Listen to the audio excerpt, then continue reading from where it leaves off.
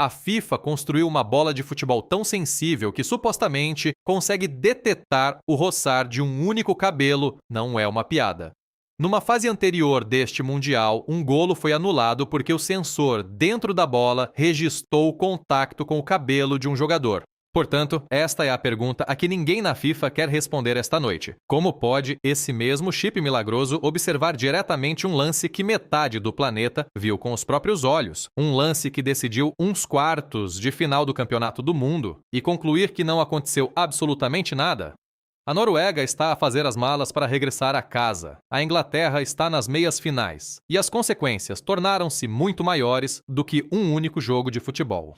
Isto transformou-se num referendo à confiança no sistema de arbitragem da FIFA, precisamente quando o torneio entra na sua semana mais política e mais escrutinada. Comecemos por reconstruir o que realmente aconteceu dentro das 4 linhas, porque este jogo conquistou seu drama de forma legítima muito antes de qualquer polêmica.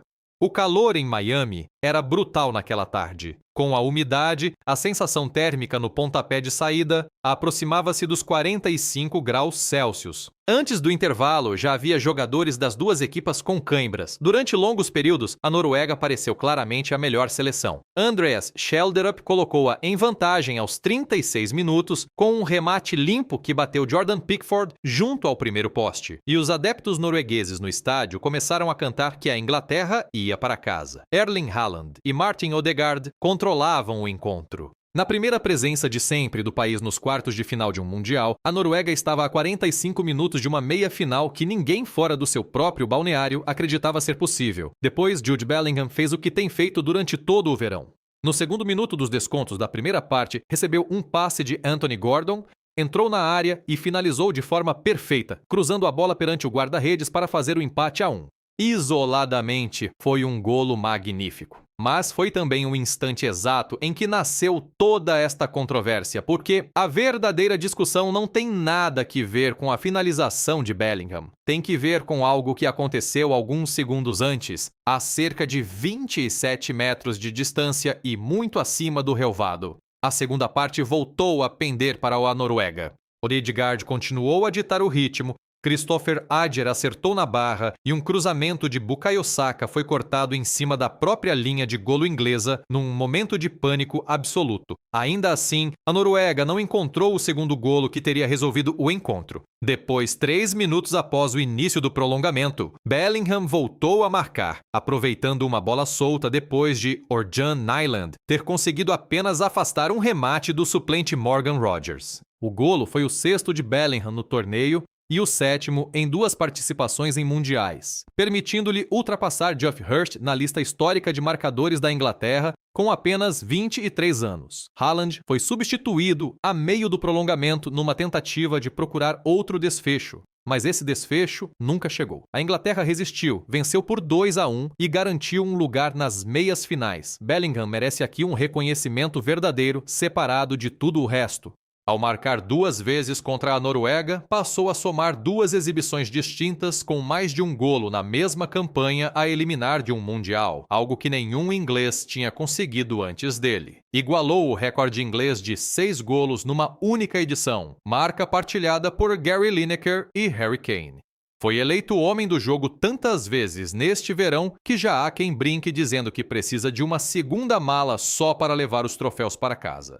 Este Mundial está a tornar-se a história de Bellingham e Kane como dupla de goleadores, e cada vez mais a história de Bellingham por si só, um jogador de 23 anos que continua a decidir jogos enormes, precisamente quando a sua equipa parece estar a afundar-se. Nada do que se segue retira mérito a esta exibição.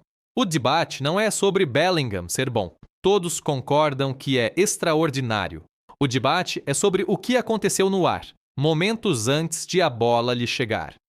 O incidente foi este. Quando Nyland afastou a bola para ir à frente pouco antes do empate, ela pareceu fazer algo estranho no ar. Deu a impressão de travar e cair quase na vertical, aterrando de forma incômoda aos pés do inglês Elliot Anderson, que serviu Gordon, que por sua vez encontrou Bellingham para a finalização. Os jogadores noruegueses foram taxativos quanto à razão.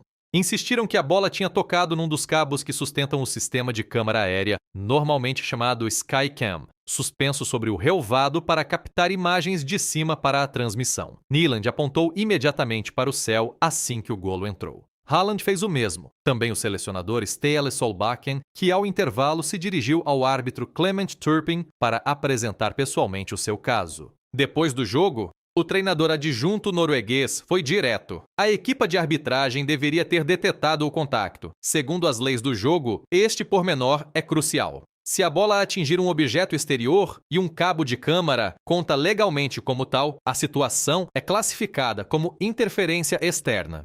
O árbitro tem de interromper imediatamente o jogo e recomeçá-lo com uma bola ao solo. Nenhum golo deve ser validado se esse contacto ocorreu durante a construção da jogada. Se a bola tocou realmente naquele cabo, o empate da Inglaterra nunca deveria ter contado, e todo o rumo do encontro, incluindo o prolongamento, provavelmente teria sido diferente. A resposta da FIFA chegou depressa e sem qualquer ambiguidade. O organismo afirmou que o sensor incorporado na bola oficial, conhecido como chip, da bola conectada, não mostrou qualquer pico nem alteração nos dados a que os responsáveis chamam o batimento cardíaco da bola enquanto esta estava no ar. A conclusão foi que não existe prova de que a bola tenha tocado no cabo. A FIFA referiu ainda uma tecnologia de rastreamento semelhante ao SNICO, o sistema de detecção de contactos usado no cricket, insistindo que não foi registrado qualquer toque perto do cabo.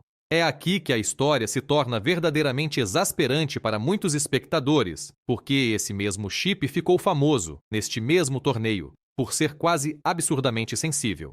Numa fase anterior da prova, um golo da Croácia foi anulado porque o sensor da bola conectada detetou que a bola tinha roçado um único cabelo de um jogador croata, um cabelo. O próprio selecionador de Inglaterra, Thomas Tuchel, recordou esse episódio depois do jogo e salientou publicamente que, se o chip é suficientemente preciso para registrar o contacto de um cabelo, parece estranho não ter registrado nada quando a bola terá atingido um cabo de aço por cima do relvado. Os analistas televisivos pronunciaram-se quase de imediato. Mark Clattenburg, antigo árbitro da Premier League e analista de arbitragem da Fox durante o torneio, afirmou claramente que, se a bola tocou naquele cabo, o lance deveria ter sido revisto pelo VAR, porque aconteceu durante a sequência ofensiva direta que conduziu ao golo. Na sua opinião, o sistema de revisão deveria tê-lo detetado automaticamente, dada a importância central do incidente na jogada.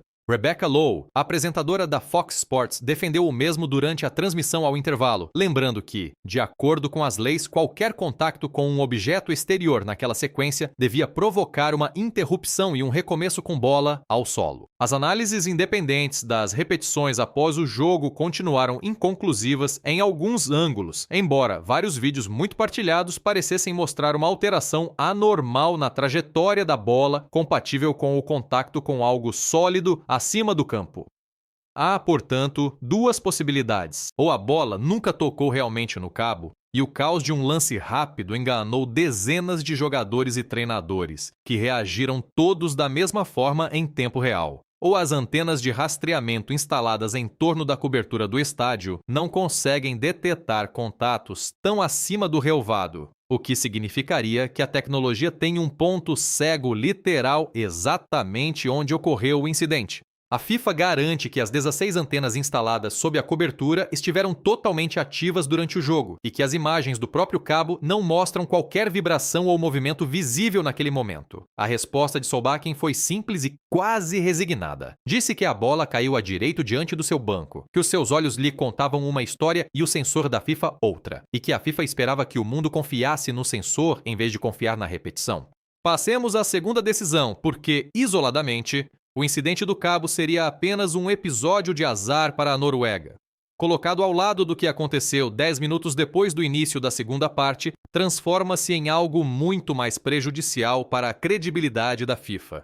A Noruega pensou que tinha voltado a marcar quando Torbjørn Hegem desviou um pontapé de canto para a baliza, levando o estádio a explodir por breves instantes. Depois, o VAR interveio e anulou o golo, considerando que Haaland tinha cometido falta sobre Anderson com um empurrão a duas mãos na jogada anterior ao canto. Ao ver a repetição, foi realmente um empurrão, bastante claro com as duas mãos. E perante o critério mais rigoroso que a FIFA tem aplicado neste torneio, aos agarrões nas bolas paradas, a anulação era defensável por si só. Essa decisão específica não é verdadeiramente o problema. O problema é o contraste na forma como os dois incidentes foram tratados. Haralabos Voulgaris, proprietário de um clube de futebol e de uma equipa da NBA, que se tornou uma voz relevante sobre a coerência da arbitragem em vários desportos, resumiu de forma incisiva nas redes sociais: um empurrão. Algo que acontece em quase todos os cantos no futebol profissional, foi analisado de forma forense, imagem a imagem, e levou à anulação, enquanto um cabo que aparentemente atingiu diretamente a bola não foi sequer revisto.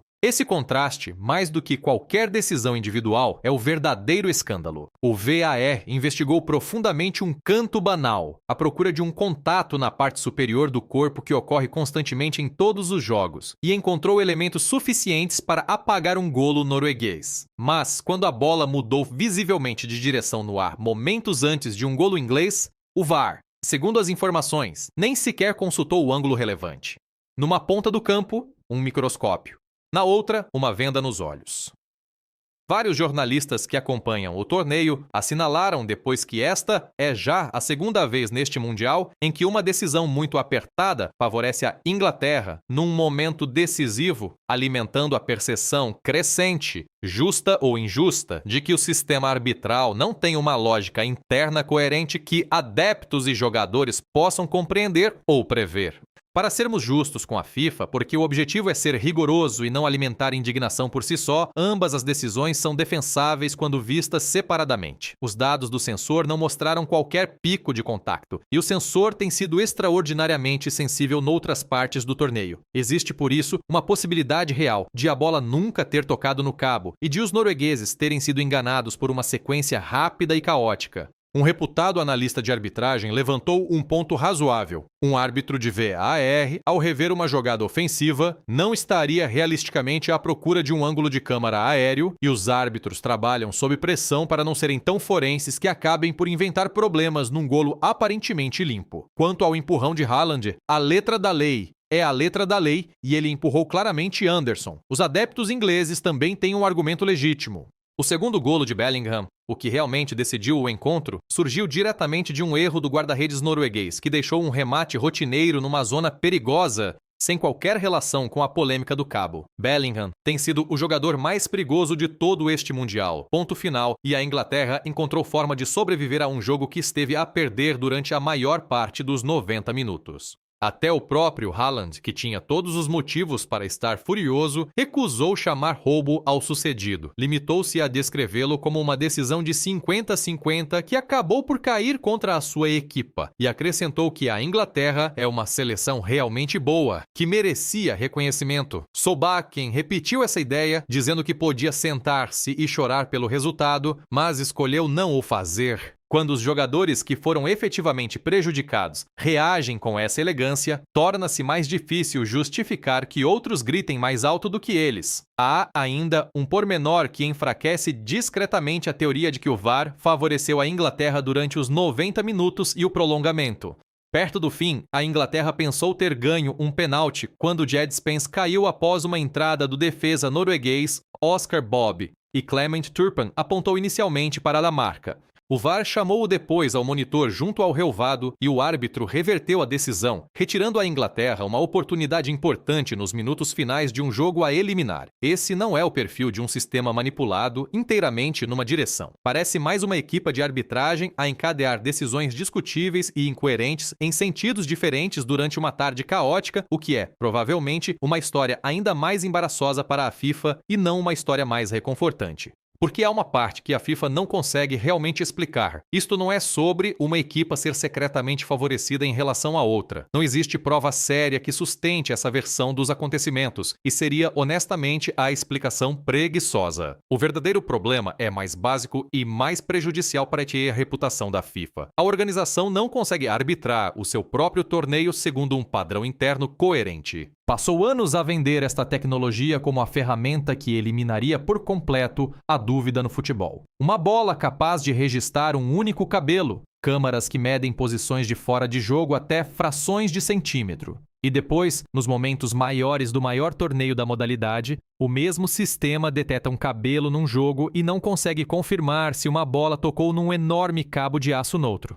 Anula um golo por causa de um empurrão rotineiro num canto, mas aparentemente nem sequer revê um desvio no ar que pode ter alterado todo o desfecho de uns quartos de final. A tecnologia em si provavelmente não está manipulada. O problema real são os seres humanos que decidem quando confiar na máquina, quando investigar a fundo e quando simplesmente mandar seguir, sem um padrão consistente que quem assiste possa compreender ou antecipar. Essa incoerência surge no pior momento possível para a credibilidade da FIFA, porque essa credibilidade já estava profundamente danificada antes do pontapé de saída em Miami. Este é o mesmo Mundial em que a suspensão por cartão vermelho da estrela norte-americana Folarin Balogun terá sido reduzida após comunicações externas com responsáveis da FIFA, uma decisão muito criticada nos meios futebolísticos dos Estados Unidos. É o torneio em que o Egito apresentou uma queixa formal, acusando os árbitros de parcialidade sistêmica contra a sua seleção. É o torneio em que um cartão vermelho mostrado ao avançado suíço Briel Embolo praticamente acabou com as hipóteses da Suíça num jogo decisivo. É o Mundial em que a Croácia viu um empate nos descontos ser anulado por uma mão marginal, numa decisão que muitos analistas ainda consideram uma das mais polêmicas de toda a prova. As controvérsias do VAR tornaram-se uma narrativa central deste Mundial talvez mais discutida nos meios desportivos norte-americanos do que o próprio futebol jogado em campo. Por isso, quando a polêmica da Skycam caiu em cima dessa pilha de queixas, a maioria dos adeptos e analistas não falou em azar. Recorreu a uma expressão muito mais familiar. Outra vez, a mesma história. As reações nas redes sociais contaram a história com clareza. Alf Inge Haaland, pai de Erling e antigo jogador da Premier League, publicou uma mensagem incisiva que dizia apenas: "Muito bem, Bellingham e árbitro." Comentário amplamente interpretado como sarcasmo dirigido à equipa de arbitragem e não aos jogadores ingleses. Uma única publicação captou o estado de espírito de toda uma massa adepta melhor do que qualquer comunicado extenso. A FIFA construiu neste torneio uma reputação em que a tecnologia de base é verdadeiramente de classe mundial, mas a aplicação humana dessa tecnologia parece uma moeda ao ar. Assim, até uma decisão individual defensável é recebida de imediato, com desconfiança e acusações. Essa reputação não foi oferecida à FIFA. Foi conquistada decisão após decisão, jogo após jogo, ao longo de todo o verão. Há ainda uma experiência mental desconfortável que vale a pena considerar. Se o incidente do cabo tivesse beneficiado outra seleção menos importante, em vez da Inglaterra, favorita das transmissões do país anfitrião, grande parte da internet já estaria a acusar abertamente a FIFA de ter colocado o cabo de propósito. Mas a explicação mais aborrecida e mais honesta quase certamente não é uma conspiração. Parece muito mais incompetência simples disfarçada de precisão tecnológica. A Noruega não perdeu devido a um enredo escrito contra si. Perdeu perante uma exibição individual extraordinária de Bellingham, um erro caro do seu próprio guarda-redes e um sistema arbitral tão incoerente que nem sequer é possível confiar que erre duas vezes na mesma direção dentro do mesmo jogo. Onde fica tudo isto agora que o torneio entra na maior semana que ainda resta? A Inglaterra viaja para Atlanta para defrontar a Argentina nas meias finais, numa nova edição de uma das rivalidades mais célebres do futebol internacional, levando Bellingham, Kane e uma possibilidade real de alcançar a primeira final mundialista desde 1966. Leva também preocupações sérias com o cansaço depois de um prolongamento fisicamente brutal, sob calor extremo, além de dúvidas persistentes sobre a disciplina defensiva, após ter perdido o controle durante longos períodos de um encontro que deveria, provavelmente, ter gerido melhor desde o início. A Argentina, por seu lado, tem parecido cada vez mais perigosa à medida que o torneio avança, e a presumível última participação de Lionel Messi num Mundial acrescenta um enorme peso emocional a cada jogo daqui em diante. Os meios futebolísticos norte-americanos já apresentam esta meia-final como um dos encontros mais aguardados de toda a competição, devido ao poder das estrelas, à história entre as duas federações e ao número impressionante de narrativas que se cruzam ao mesmo tempo. Entretanto, a Noruega regressa a casa depois do melhor mundial da sua história. Uma estreia nos quartos de final construída em grande parte sobre a forma goleadora de Haaland durante o torneio. A campanha termina do lado errado de duas decisões verdadeiramente marginais que poderiam razoavelmente ter caído para qualquer lado e que, numa versão mais justa daquela tarde, talvez tivessem favorecido os noruegueses. Há também uma nota cruel escondida nas estatísticas. Haaland, a sensação individual deste Mundial para os adeptos neutros, um jogador que tinha marcado sozinho bem mais de metade dos golos da Noruega até aos quartos de final, terminou o maior jogo da história da sua seleção quase completamente anônimo. Teve menos toques na bola do que qualquer jogador em campo naquele dia. Menos de metade dos toques do próprio guarda-redes, completamente afastado do jogo e privado de serviço antes de ser substituído com uma aparente lesão durante o prolongamento. Para um torneio que tinha anunciado verdadeiramente a Noruega como uma força emergente no futebol internacional, foi uma forma silenciosa, quase dolorosa, de terminar a história. E a FIFA enfrenta agora mais uma vaga da mesma pergunta a que não conseguiu responder durante todo o verão. Uma questão que ultrapassa largamente este jogo.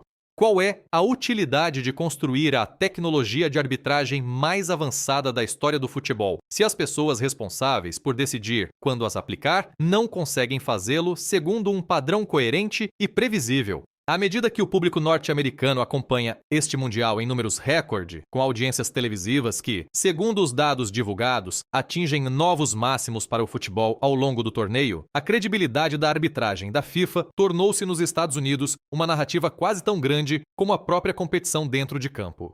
Até vozes políticas intervieram em alguns momentos, com comentários contínuos de responsáveis e figuras mediáticas norte-americanas sobre a organização, a segurança e a justiça do torneio a alimentarem uma conversa nacional mais ampla sobre a forma como os Estados Unidos, co-anfitriões ao lado do Canadá e do México, estão a gerir o seu momento no maior palco desportivo do mundo. A diminuição ou intensificação desse escrutínio dependerá muito da forma como decorrerem os jogos a eliminar que restam, começando por Inglaterra contra Argentina em Atlanta, sob o mesmo sistema de arbitragem que já gerou tanta controvérsia neste verão.